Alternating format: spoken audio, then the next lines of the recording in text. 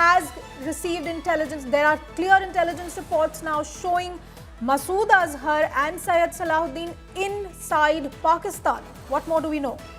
Remember, Anisha, not long ago, one of the more polished voices of Pakistani politics, the son of current Pakistani president and the chief of ruling Pakistan People's Party, Bilawal Bhutto Zardari, told Al Jazeera that he has information that Maulana Masood Azhar, the chief of proscribed UN designated terror outfit, Jaish-e-Mohammed, could have flown or could have run away to Afghanistan.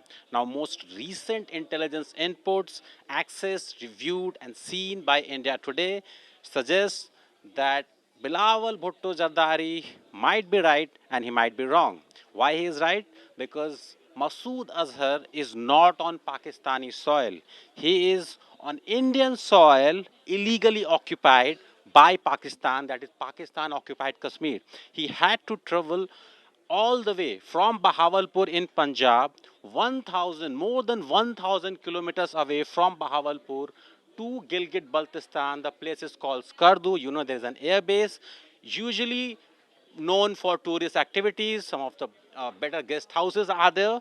But latest input suggests that Jaish-e-Mohammed chief Masood Azhar has been at Skardu, roughly 1,200 kilometers away from Bahawalpur in Punjab, to this region, this mountainous, this hilly region in POK. Now, this is the overview of Pakistan. You can see in south of Punjab, there's Bahawalpur.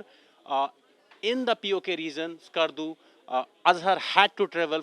Remember, following Operation Sindhu, there was a lot of heat on his known locations. In Bahawalpur, there were two main locations that have been kind of associated with Jaish-e-Mohammed and Maulana Masood Azhar. First, Jamia Subhan Allah, located at a highway. This mosque came up, remember, sometime around 2010s.